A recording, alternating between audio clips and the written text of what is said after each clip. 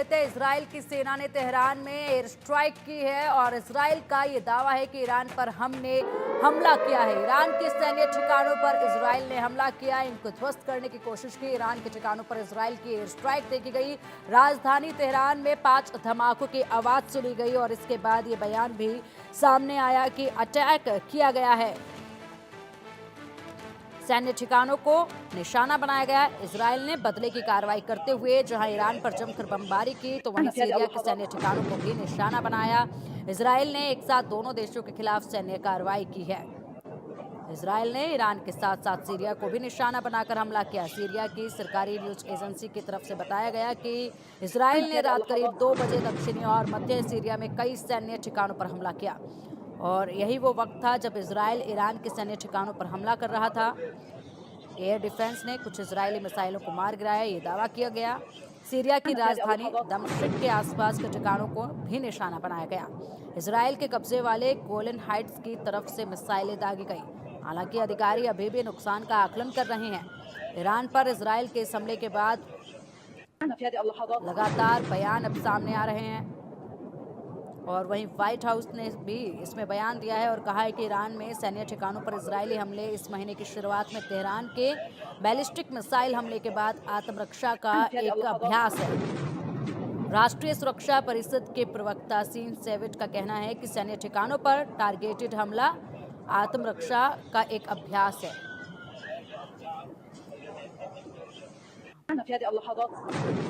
तो देखिए, जिस तरीके से ये कार्रवाई की गई है, इजराइल ने शुक्रवार की देर रात ईरान के सैन्य ठिकानों समेत राजधानी तेहरान और आसपास के शहरों पर भी बमबारी की।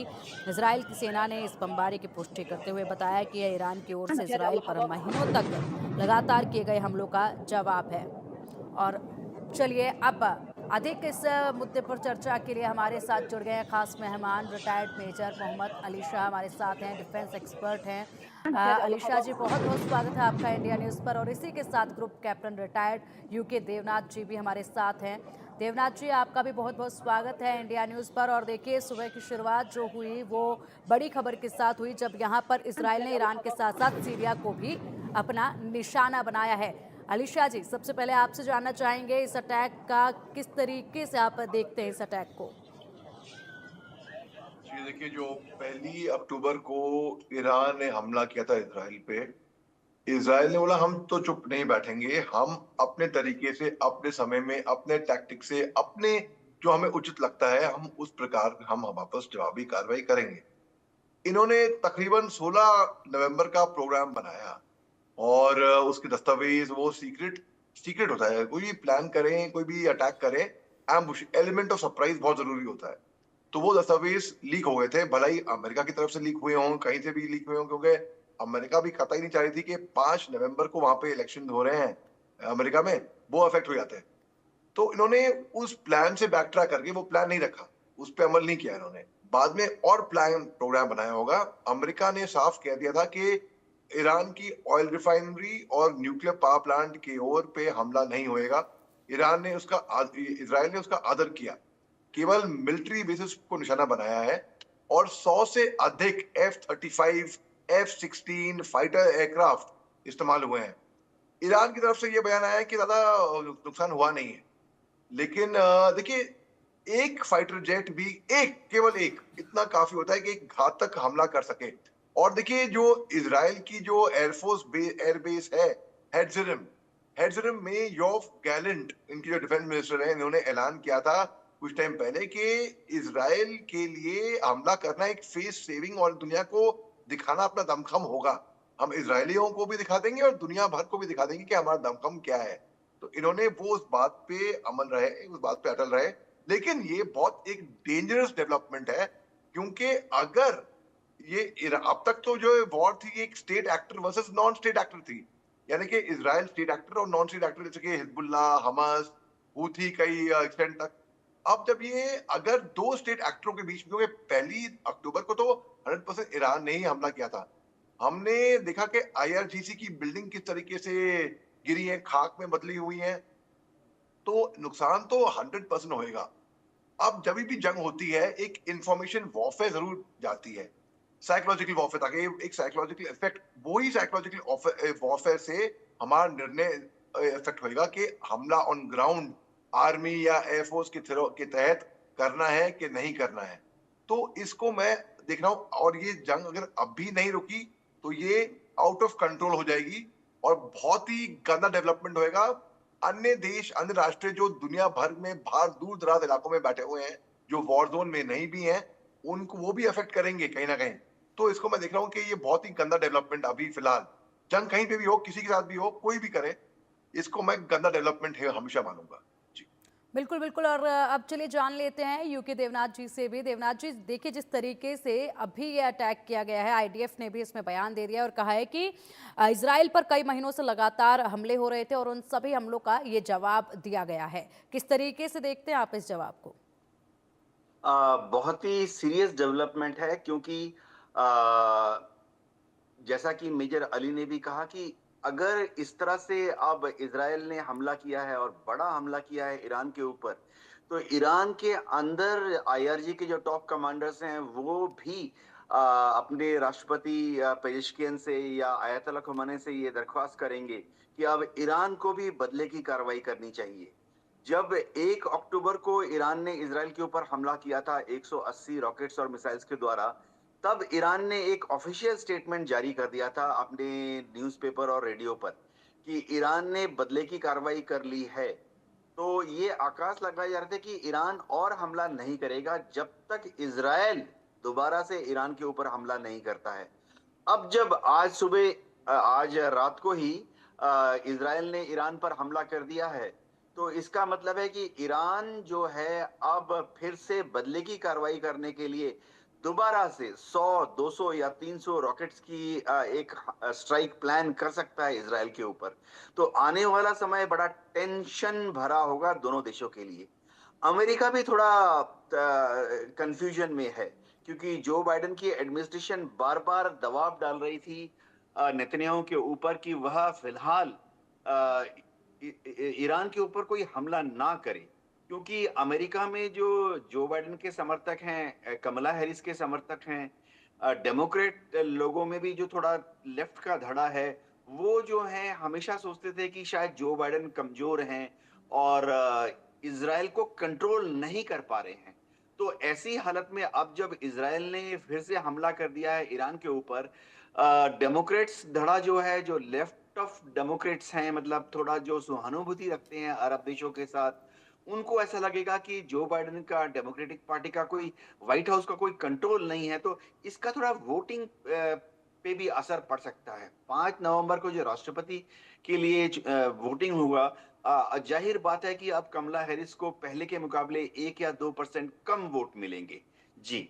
बिल्कुल, बिल्कुल। आपने जिस तरीके से कहा देवनाथ जी, और ये लगातार ही देखा गया था, अमेरिका जो है इलेक्शन से पहले तक शांति ही चाह रहा था, लेकिन रिपोर्ट्स में ये भी बताया जा रहा है कि ईरान पर हमले से पहले इजराइल ने अमेरिका को भी इसकी जानकारी दी थी। हालांकि अमेरिका बिल्कुल नहीं चाहता कि अभी इस तरह के हालात जो है वो उत्पन्न हुए, चुनाव तक तो बिल्कुल भी ना हो। अली शाह जी, आप क्या कुछ कहेंगे? अमेरिका के क्या रुख हो सकता है, क्योंकि वो तो लगातार इलेक्शन के वक्त तक शांति चाह रहा था। जी, अमेरिका बिल्कुल इलेक्शन के वक्त तक बिल्कुल शांति चाह रहा था क्योंकि उनके इलेक्शन अफेक्ट होंगे।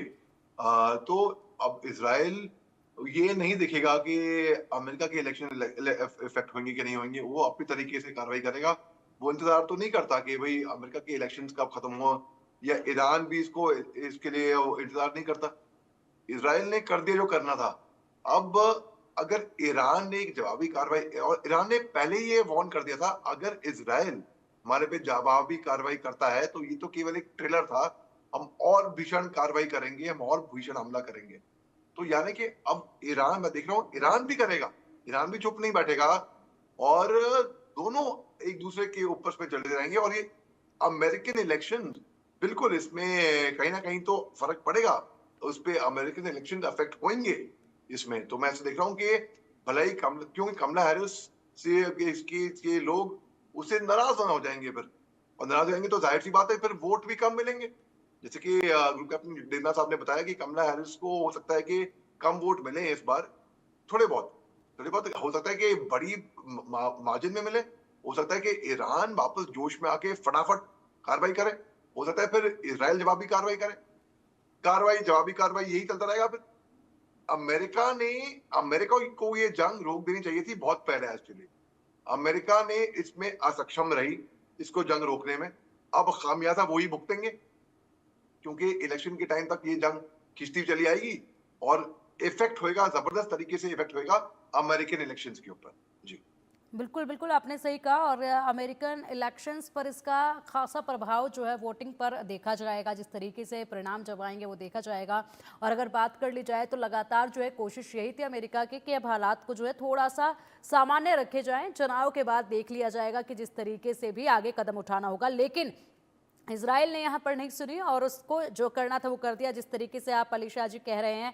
अगर बात करें हम देवनाथ जी यहाँ पर कि अमेरिका ने तो पूरी कोशिश की थी लेकिन बावजूद इसके इजराइल ने इलेक्शंस पर फोकस नहीं किया और अपना जो जवाब लगातार जिस तरह से अटैक ईरान द्वारा किए जा रहे थे, जो जवाब देना था वो जवाब जो है अब दे दिया है। अब हालात और गंभीर होंगे या फिर अभी थोड़े सामान्य रहेंगे? ईरान की तरफ से क्या कुछ कदम जो है उठाया जाएगा, क्या इसका जवाब दिया जाएगा?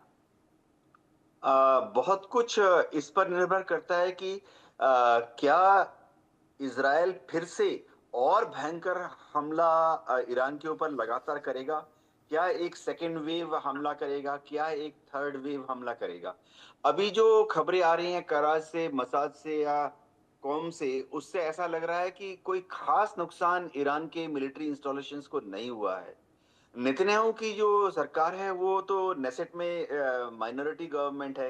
एक्सट्रीम राइट विंगर्स जो हैं, ज्यूज हैं, वो जो कट्टर ज्यूज हैं वो बार बार नेतन्याहू के ऊपर दबाव डालेंगे कि और हमला किया जाए, सेकेंड वेव थर्ड वेव का भी हमला किया जाए।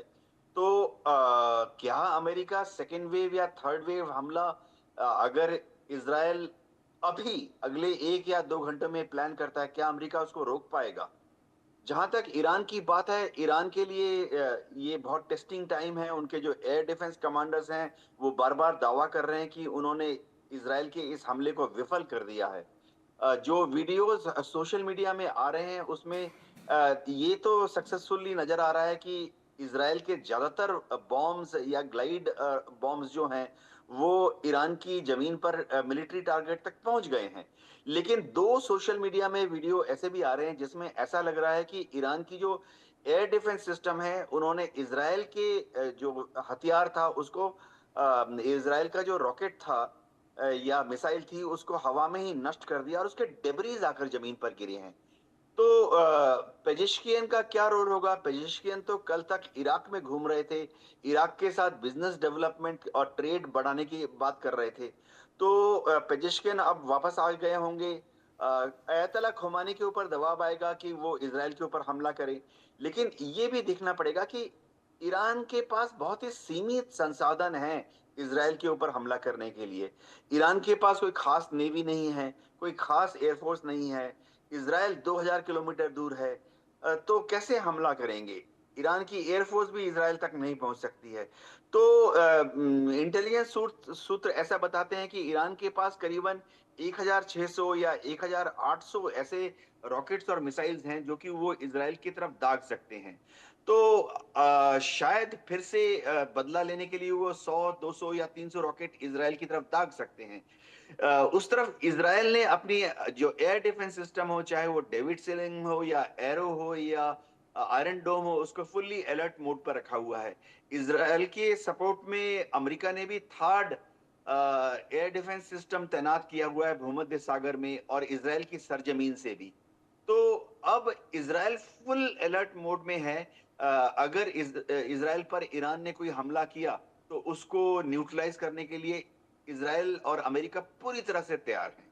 जी बिल्कुल। और अलीशा जी आपसे भी जानना चाहेंगे कि देखिए जिस तरीके से बताया कि इजराइल के पास तो इतना अगर बात की जाए तो इजराइल ने जिस तरीके से अटैक कर दिया है, जिस तरीके से जवाब दे दिया है, ईरान उस तरीके से तो जवाब नहीं दे पाएगा क्योंकि इतने संसाधन नहीं है, लेकिन फिर भी अपनी तरफ से 100-200 मिसाइलें अब दाग कर इसका जवाब जरूर देगा। बात अगर कर ली जाए तो इजराइल ने सीरिया पर भी अटैक किया है, यहाँ पर सैन्य ठिकानों को निशाना बनाया गया है और यहाँ पर भी अभी नुकसान का आकलन जो है वो किया जा रहा है।